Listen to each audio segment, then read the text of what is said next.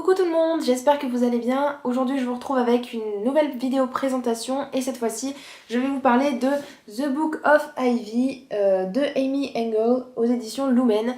Donc j'ai lu il n'y a pas si longtemps que ça, donc le mois dernier, le tome 1 et j'ai aussi lu le tome 2 puisque voilà, c'est une série que j'ai vraiment beaucoup aimée. Voilà, pour pas dire adorée, hein. Mais j'ai vraiment adoré cette histoire et je vous la conseille à 100 000% si vous ne l'avez pas lu, mais je pense que tout le monde à peu près l'a lu, hein. Et c'était des lectures vraiment très intéressantes du point de vue des personnages, mais un peu moins du point de vue de l'univers, mais je vais vous raconter ça un peu plus en détail dans quelques minutes. On suit Ivy qui vit dans un monde où la guerre nucléaire a décimé presque toute la population. Il reste juste une dizaine de milliers d'habitants qui se sont réunis pour former les États-Unis d'Amérique, enfin ceux qu'il en reste. Et du coup, il y a deux familles qui se sont opposées, les Latimer et les Westfall, qui ont fabriqué une grande ville. Sauf que le problème, c'est que les deux sont toujours plus ou moins en guerre et du coup, ils ont séparé cette ville donc de Westfall en deux. Les Latimer d'un côté, enfin ceux qui sont du clan des Latimer d'un côté et ceux qui sont du clan de Westfall de l'autre. Pour le moment, c'est les Latimer qui sont au pouvoir, mais la famille d'Ivy donc compte changer cette tradition, puisqu'en fait, chaque descendant des Latimer va devenir le président de la ville. Sauf que, à l'origine, c'était la famille d'Ivy qui avait construit cette ville, puis il s'était passé une sorte de guerre ou on ne sait trop quoi, et du coup, les deux camps s'étaient opposés et c'était les Latimer qui avaient gagné. Chaque année, il y a les filles du côté de Westfall qui vont devoir se marier avec les garçons du côté des Latimer. Du coup, Ivy va devoir se marier avec le fils des Latimer, donc qui sera le futur président de la ville. Et Ivy a pour mission de le tuer. Donc voilà pour le résumé, si vous n'étiez pas au courant de quoi ça parlait. Le résumé m'avait l'air assez prometteur et d'un point de vue dystopique assez intéressant puisque on se doutait que ce personnage d'Ivy allait avoir des problèmes pour tuer le personnage de Bishop, donc qui est son futur mari. Sachant que voilà, souvent dans les dystopies, on sait que les émotions vont prendre un peu le pas sur les missions que les personnages ont. Donc du point de vue des personnages, j'ai vraiment beaucoup aimé Ivy, c'est un personnage assez complexe et qui évolue vraiment beaucoup, du premier tome jusqu'au deuxième et dernier tome. Au début, en fait, on la voit un peu dans cet environnement familial avec son père et sa sœur qui lui donnent cette mission de tuer Bishop. Et voilà, elle se met dans la tête de le tuer et voilà. Et au fur et à mesure que l'univers s'installe, que l'histoire avance, on voit que Ivy est de plus en plus fragile et qu'elle se pose de plus en plus de questions concernant sa personne, concernant qui elle est vraiment, ce qu'elle veut vraiment.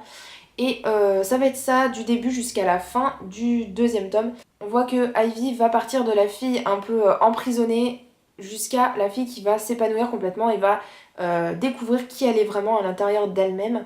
Et j'ai vraiment beaucoup aimé ce personnage. On voit vraiment son côté aussi assez courageux, mais qui a quand même des limites et qui fait que ce personnage est assez humain. On n'a pas des personnages totalement héroïques qui vont pouvoir... qui sont au-dessus de la société, qui, comme dans ce que je vous parlais la dernière fois, donc dans Legend de Marilou, où voilà, c'est un univers dystopique où les personnages ils sont très intelligents, très rusés. Là, on est plus dans un personnage humain qui a vraiment qui a vraiment des limites, tant émotionnellement que physiquement parlant. Et donc voilà, j'ai beaucoup aimé ce personnage pour ça. Bishop, c'est un peu la même chose. C'est un personnage très humain et j'ai vraiment beaucoup aimé ce personnage. Il est très attaché à Ivy. Qui c'est qui ne voudrait pas avoir un Bishop, hein, franchement. Mais c'est un personnage vraiment très attachant, très mignon, qui ferait n'importe quoi pour Ivy. Et voilà, j'ai vraiment adoré ce couple. J'ai vraiment adoré ce couple.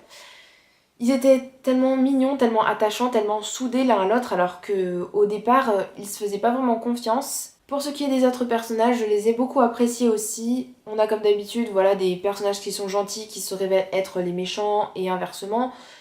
Mais je pense que ça, je vous spoil pas grand chose, sachant que c'est un peu toujours comme ça dans les dystopies et dans les romans en règle générale. Du point de vue de l'univers en règle générale, j'ai trouvé que l'aspect dystopique n'était pas très bien explicité et que j'aurais aimé qu'on ait plus une explication de comment cette guerre nucléaire est arrivée par exemple.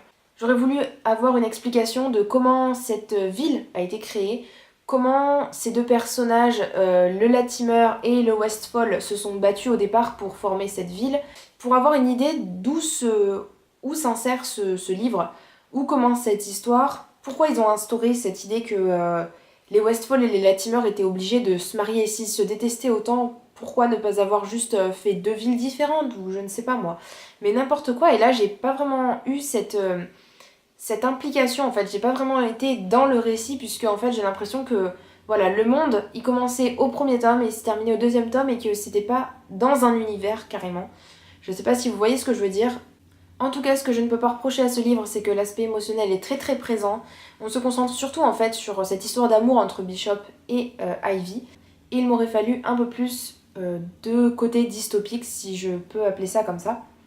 Donc j'ai vraiment adoré cette série. Ce diptyque était vraiment émotionnellement parlant assez fort, assez intense. J'ai pleuré à la fin du deuxième tome.